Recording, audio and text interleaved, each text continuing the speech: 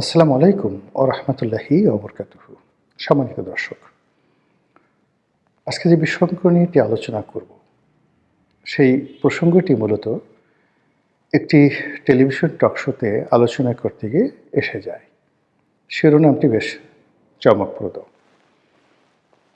প্রসঙ্গটা এসেছিল যে আমেরিকার কতিপয় কূটনীতিবিদ সম্প্রতি ডক্টর মোহাম্মদ ইউনূসের সঙ্গে দেখা করেছেন।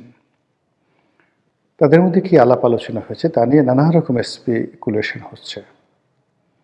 কেউ বলার চেষ্টা করছেন যে ডক্টর মোহাম্মদ ইউনূসকে একটি ইনক্লুসিভ নির্বাচন করার জন্যে ডোনাল্ড ট্রাম্প প্রশাসনের পক্ষ থেকে চাপ দেওয়া হচ্ছে। এটা সত্য বা মিথ্যা আমরা বলতে পারবো না। এর কারণ হলো যে ডক্টর মোহাম্মদ ইউনূসের দপ্তর থেকে তার প্রেস সচিব বা অন্য কোনো গুরুত্বপূর্ণ ব্যক্তি এ ব্যাপারে কোনো কথা বলেনি। আমাদের সামাজিক মাধ্যমগুলো এই মুহূর্তে অত্যন্ত শক্তিশালী এবং স্পষ্টতই সামাজিক মাধ্যমে যারা আওয়ামী লীগপন্থী কন্টেন্ট ক্রিয়েটর রয়েছেন, তারা ডক্টর মোহাম্মদ ইউনূসের সঙ্গে মার্কিন কূটনীতিবিদদের বৈঠক, তারপর ডক্টর মোহাম্মদ ইউনূসের নিরাপত্তা উপদেষ্টা ডক্টর খলিলুর রহমান, তার কাতার ভ্রমণ, দিল্লি ভ্রমণ, আমেরিকা ভ্রমণ নিয়ে নানা রকম ন্যারেটিভ তারা একের পর এক তৈরি করে যাচ্ছেন। তো তাদের বক্তব্য হলো যে আমেরিকা বা ট্রাম্প প্রশাসন মূলত ডক্টর মোহাম্মদ ইউনূসের প্রতি একটা চাপ প্রয়োগ করার জন্য একবার খলিল সাহেবকে ডেকে নিচ্ছেন, একবার তার রাষ্ট্রদূতকে পাঠাচ্ছেন, হোয়াট এভার মেবি।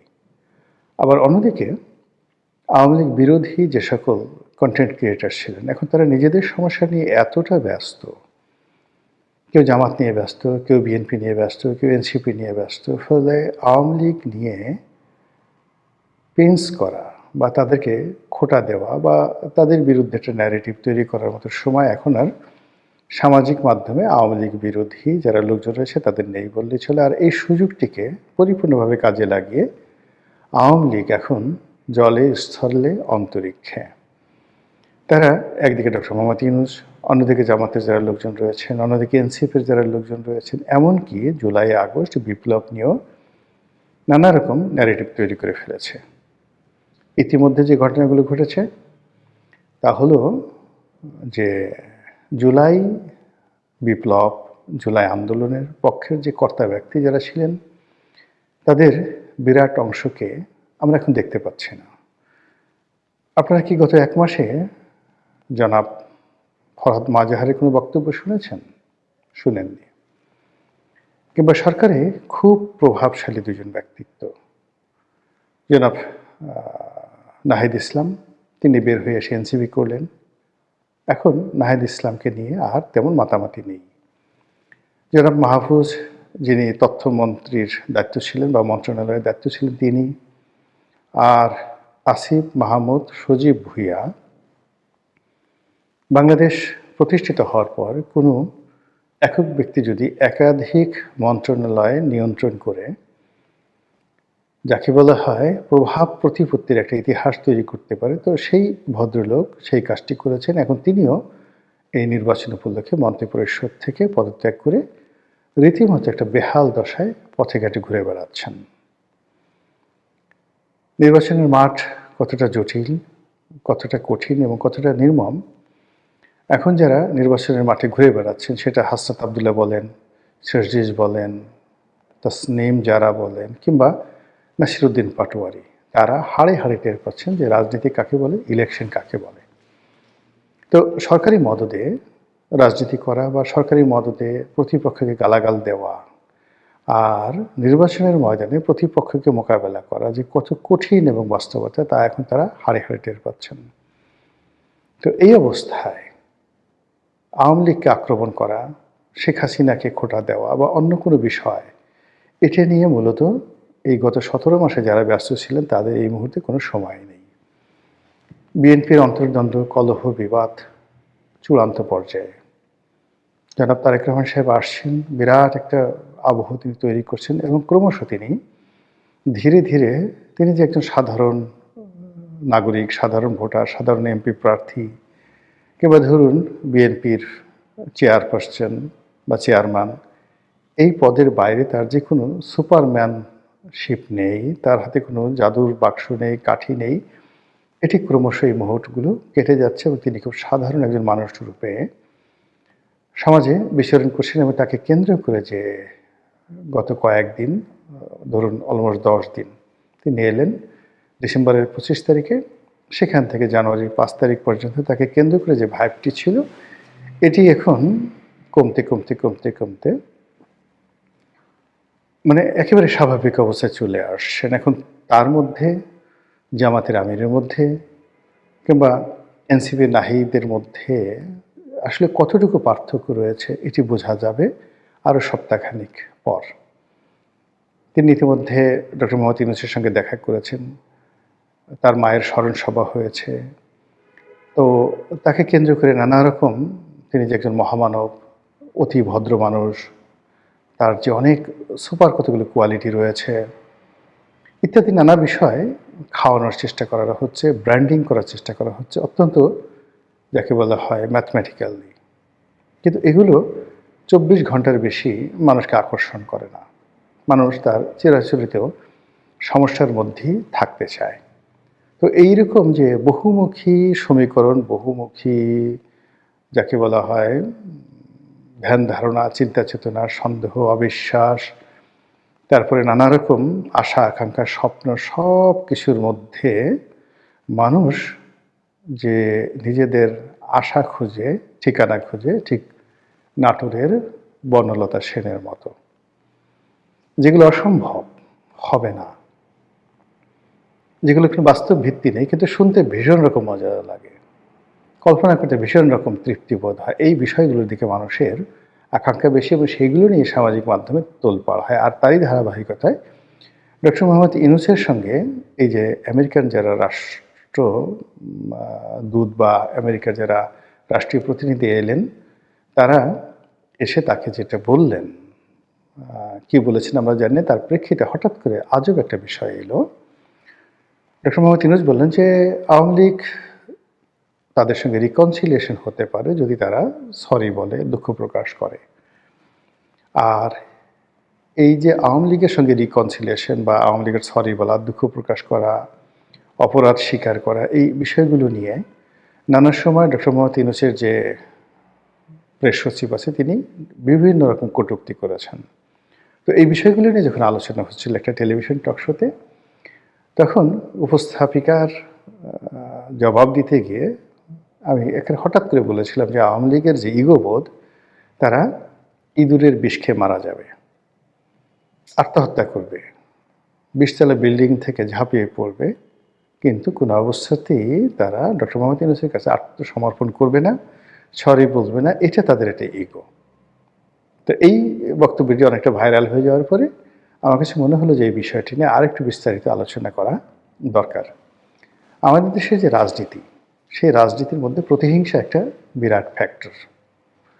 কোনো রাজনীতিবিদদের মধ্যে যদি এই বাংলায় কোনো প্রতিহিংসা ঢুকে যায়, সে পদ পদবি পাওয়ার সঙ্গে সঙ্গে উইদিন 24 ঘন্টার মধ্যে তার সেই প্রতিহিংসা সে চরিতার্থ করবেই। এর বাইরে অন্য কিছু থাকতে পারে অন্য জাতির ইতিহাসে, কিন্তু বাঙালি জাতির ইতিহাসে সেটা নেই। কাজেই এখানে প্রতিনিয়ত প্রতিহিংসা রাজনীতি হচ্ছে এবং হবে। 2 নম্বর হলো যে যখন কোনো একটা মানুষ রাষ্ট্র ক্ষমতায় বসে, মানে যদি ইভেন 24 ঘন্টার জন্য আপনি কাউকে কোনো পদ পদবিতে বসিয়ে দেন, ওর মধ্যে একটা অহমিকা চলে আসে। সে নিজেকে অভিজাত ভাবতে শুরু করে, নিজেকে ব্লেসড, আল্লাহর যাকে বলা হয় আশীর্বাদ পুষ্ট ভাবতে শুরু করে, ইত্যাকার নানা বিষয়াদি সেখানে রয়েছে। তো সেই দিক থেকে আওয়ামী লীগ সেই 1954 থেকে কখনো রাজপথ কাঁপিয়েছে, কখনো রাজপ্রাসাদ কাঁপিয়েছে, কখনো সিংহাসন কাঁপিয়েছে, বহু ভালো কাজ করেছে, বহু মন্দ কাজ করেছে। তো এই কাজ করতে গিয়ে তাদের একটা ধারণা যে তাদের সঙ্গে বিট করার মতো বা তাদের পাশাপাশি বসার মতো এই পাক ভারত উপমহাদেশে যদি কোনো দল থাকে, সেটা কংগ্রেস হতে পারে, সেটা মুসলিম লীগ হতে পারে, যদি কোনো ব্যক্তিত্ব থাকে সেটা জুলফিকার আলী ভুট্টো হতে পারে, কায়েদে আজম মোহাম্মদ আলী জিন্নাহ হতে পারে, পণ্ডিত জওহরলাল নেহেরু এবং তার বংশধররা হতে পারে। এইরকম একটা অহমিকা বোধ তাদের মধ্যে কাজ করে। এটাকে আমি অহংকার বলতে পারি, দাম্ভিকতা বলতে পারি, কিন্তু আওয়ামী লীগ এটাকে মনে করে তাদের এটা লিগেছি। এবং আপনি দেখবেন আওয়ামী লীগের লোকজন কথায় কথায় তাদের নেত্রীকে বঙ্গবন্ধু কন্যা, গণতন্ত্রের মানুষ কন্যা ইত্যাদি নানা রকম উপাধি দিয়ে মূলত যে কাজটি করতে চায় যে তাদের নেত্রীর সমপর্যায়ের সামাজিক মর্যাদা, রাজনৈতিক মর্যাদা, পারিবারিক ঐতিহ্য এই কোনো জিনিসই অন্য কারোর নেই। তো সেই দিক থেকে ডক্টর মোহাম্মদ ইউনূসকে তারা তাচ্ছিল্য করে। কিভাবে করে? এই যে ৬,০০০ টাকা বেতন পেতেন, মানে ডক্টর মোহাম্মদ ইউনূস যখন গ্রামীণ ব্যাংকের ম্যানেজিং ডিরেক্টর ছিলেন যে সময়টিতে, তখন আসলে ৬,০০০ টাকার কিন্তু অনেক দাম, খুবই দাম। উনি এমডি হয়েছেন যে সনে সরকারি বেতন পেতেন ৬,০০০ টাকা। তখন হয়তো বিসিএস স্টার্টিংয়ে ৭৫০ টাকা স্কেল ছিল। কিন্তু ওই যে মেজর জিয়াকে বলা হয় ৪০০ টাকার মেজর। তো ৪০০ টাকার মেজর বলতে যখন প্রেসিডেন্ট জিয়াউর রহমান ৪০০ টাকা বেতন পেতেন, তখন ১ ভরি স্বর্ণের মূল্য ছিল মাত্র ৬০ টাকা, ৬০ টাকা। তো সেই ৬০ টাকা যদি ভরি হয়, ৪০০ টাকাতে তিনি কয় ভরি স্বর্ণ পেতেন? এখন মানে ২.৫ লাখ টাকা করে স্বর্ণের ভরি। তো তার বেতন এই জমানাতে কত টাকা হতো? তো এরকম এই জিনিসগুলো আওয়ামী লীগ বিচার বিশ্লেষণ না করে শুধু জিয়াউর রহমান সাহেবকে ছোট করার জন্য খোঁটা দেবে ৪০০ টাকার মেজর। আবার যেই সময়টিতে উনি ৬,০০০ টাকা বেতন পেতেন, তখন প্রধানমন্ত্রীর বেতন কত ছিল? এমপিদের বেতন কত ছিল? মানে ওগুলো বলার মতো না, খুবই অল্প বেতন ছিল। হয়তো এমপিদের বেতন ২,০০০ টাকা ছিল। কিন্তু ওই যে বলার যে ৬,০০০ টাকার একজন মানুষ এই কাজগুলো করেছেন, এত টাকা আসলো কোত্থেকে? হাজার হাজার কোটি টাকা, এত শিল্প কলকারখানা কোথায় পেলেন? এগুলো নিয়ে আওয়ামী লীগ ব্যঙ্গ করে। তারপরে আওয়ামী লীগ ব্যঙ্গ করে যে আমরা তাকে চাকরি দিয়েছি, আমরা তাকে ব্যাংক দিয়েছি, আমরা তাকে এটা করেছি, ওটা করেছি বলে খোঁটা দিয়ে দিয়ে এখন তিনি যে কোনো একটা পরিবেশ পরিস্থিতি, যেটা আমার বলা ঠিক হবে না, তিনি ক্ষমতায় বসেছেন। তাতে কি হয়েছে? আমরা গলায় দড়ি দিয়ে মরবো, বিষ খেয়ে মরবো। কিন্তু এই লোকের কাছে ৬,০০০ টাকা যার বেতন, তার কাছে গিয়ে আমাদের under the reconciliation rules and regulation আমাদেরকে সরি বলতে হবে, হাত জোড় করে ক্ষমা চাইতে হবে। এটা সম্ভব নয়। এই গেল একটা। অন্য আর একটা পক্ষে তারা বলার চেষ্টা করছে যে এখানে রিকনসিলিয়েশন আসছে কেন?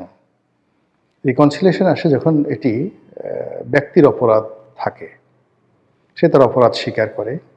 কিন্তু যখন গ্রুপ অফ গ্যাং থাকে, একটা দল, একটা রাষ্ট্র, একটা সরকার কম্বাইন্ডলি অপরাধ করে, অপরাধ সংগঠিত করে, তখন সেখানে আসলে ফৌজদারি দণ্ডবিধি অনুযায়ী তাদেরকে কালেকটিভ ওয়েতে বিচার করা ছাড়া কোনো ওয়ে থাকে না। এখানে জেনারেল মার্সির কোনো বিষয় থাকে না। তো আওয়ামী লীগ তার সরকার থাকা অবস্থায় যে অন্যায়গুলো করেছে, দুর্নীতিগুলো করেছে, সেগুলো বিচার চলছে। আমাদের সাধারণ কোর্টে বিচার চলছে, আইসিটিতে বিচার চলছে, আরও বিচার হবে। এগুলো তো হচ্ছে। এখানে সরি বললে কি আমাদের সেই বিচার বন্ধ করে দেবে? তারা যদি এখন ভুল স্বীকার করে যে আমরা ভুল করেছি, তাহলে কি এই বিচার বন্ধ হয়ে যাবে? তাদেরকে জেলখানা থেকে ছেড়ে দেওয়া হবে? প্রশ্নই আসে না। ফলে বিষয়টা হলো এরকম যে বিচারের কাজ চলতে থাকুক, বিচার হতে থাকুক, যারা অপরাধী তারা শাস্তি পাক, আর যারা অপরাধ করেনি তারা মুক্ত থাকুক এবং তারা রাজনীতি করুক। এবং এই যে রাজনীতি, এটাকে আপনি কোনো সংজ্ঞার মধ্যে ফেলবেন না। এটা যে কোনো রাজনীতিবিদ, যে কোনো জনগণ, যে কোনো মানুষ, স্বাধীন দেশের নাগরিক, তার একটি মৌলিক অধিকার। তো সেই মৌলিক অধিকারের জন্য আমাকে কেন রিকনসিলিয়েশনে যেতে হবে, ডক্টর মোহাম্মদ ইউনূসের কাছে মাপ চাইতে হবে, এই কথাগুলো নিয়ে আওয়ামী লীগের লোকজন বিতর্ক করছে। আর এরই প্রেক্ষিতে আমি ওই যে শব্দটি, যে তারা বিষ খেয়ে মরবে, ইঁদুরের বিষ খেয়ে মরবে, কিন্তু তারা মাপ চাইবে না। আশা করি আপনারা বুঝতে পেরেছেন। মহান আল্লাহ আমাদের সবাইকে হেদায়েত দান করুন এবং হেফাজত করুন। আসসালামু আলাইকুম ওয়া রাহমাতুল্লাহি ওয়া বারাকাতুহু।